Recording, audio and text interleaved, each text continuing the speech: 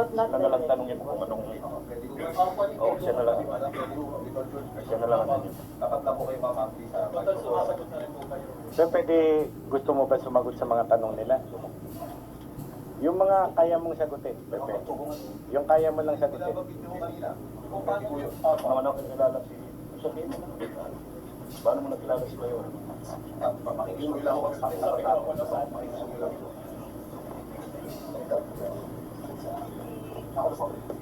Banggitin ko lang po, ay yung binanggit po kasi base po sa kwento ko kay Director Carpes, hindi po directly na si Mayor Alice Go ang nag-invite sa akin dito, nag-alok para mag-invest po ako. So, tulad nga po ng binanggit ni Director Santiago, ito pong mga details na ito ay ibibigay po namin sa lawyer na po mismo. Kasi po meron na pong kasong isinampa sa amin. Sa hukuman. Sir. Sa hukuman na po mismo. Pero paano nyo po kayo na-alok para pumasok dito sa kulay? Yun pong mga details na yun, hindi na lang po muna natin ibibigay. Anong klaseng investment mo? Pwede mo, general lang ako, para malatan mo kami. Opo, ang investment na po ito, nung inalok po sa akin, ay for online gaming. For online gaming, opo. Ngayon po, nung ako po ay pumasok na dito, ito po ay legal.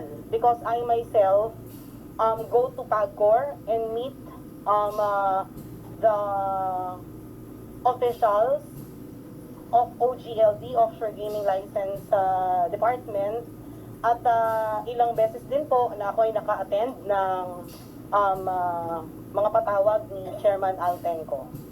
So, yun pong mga documentations and everything, communications ng Zone U1 Technology, ay ako po ay direktang nakikipag-usap sa kanila at ako rin po ang tumatanggap. So, there's no way na sabihin na kami po ay bogus or ako ay bogus.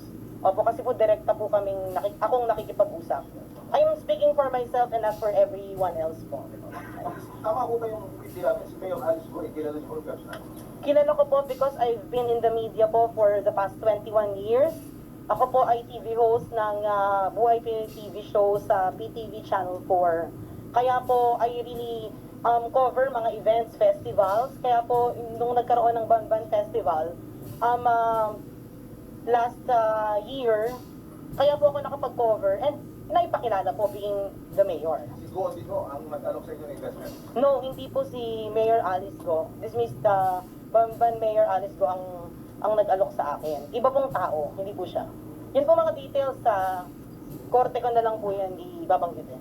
Pero alam nyo, nakasama si Go dito sa kumpanya ito. No, hindi po kasama si dismissed Banban Mayor Alice Go sa kumpanya ito.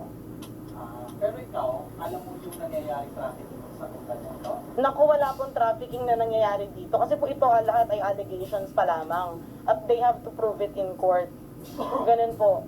Kaso nga lang po, dahil nga masyado na din pong high profile ito pong mga nangyayari, ito pong kaso, parang lahat po ng nandito, kasama po ang pangalan ko at ang lahat ng nasa likod ko, ay para bang mga masasamang tao na or criminals. Pero po, sisiguraduhin ko po na hindi po ito totoo. Kami pong mga Pilipino.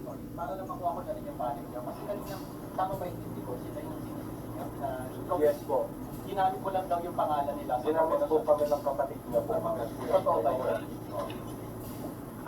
Dun po sa sinasabi niyang ginamit ang pangalan, siya po ay pumirma, inalok din po sila dito para mag-invest. So, there's no way, sila po ay sila po ay nakakabasa, nakakasulat, nag-aral.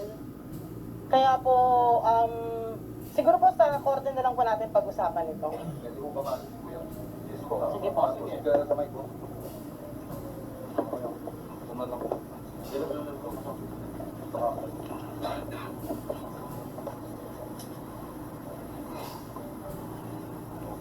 Go ahead, boss. Ano ba ang person ninyo dito? Ginamit lang po kami dito po. Pinapirma po kami dito ni Jeremy Santos. Si Jeremy Santos po, asawa niya po si Patty Santos, Chief of Staff ni Mayora Alice Cugo. Si Jeremy Santos, kapatid niya po to si Jamelyn Santos. Papatunayan na lang po namin, mag-explain na lang po kami sa court. Pasensya na po, yun lamang po kaya kong i-explain yan. Para malinis po yung pangalan po namin. At takot nangyari sa security po namin. Pasensya na po. Pag po kayo natatakot, sir, may mga banta po sa inyo. Alam naman po natin na hindi po bigat, na hindi po biro yung mga taong nasa likod po nito. Dahil mga gumagamit, nakaalis nga po si Mayora po, hindi po natin alam na sambayanan. So may malaking tao po nasa likod nito, yung po yung kinakatakot po namin na baka balikan po kami. Kaya hinihiling po sana namin, sana dito na lang po muna kami po.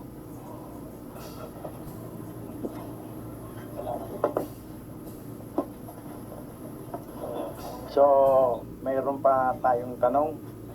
Oh. Sir, sorry po. Dahil ang from News 5, sa side po ng NBI, ano po yung isasagot natin sa request ni Sir na sana dito na lang daw po sila. Ano po yung assurance na maaaring maibigay na they will not be harmed? Yan po ay makikipag-coordinate kami sa korte kung ano bang para mabigyan sila ng proteksyon doon sa sinasabi niya.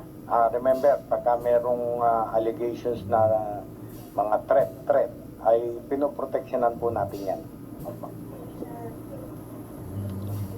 Okay, so thank you very much sa inyong pagdalo. Maraming salamat po sa inyo ulit. Good morning.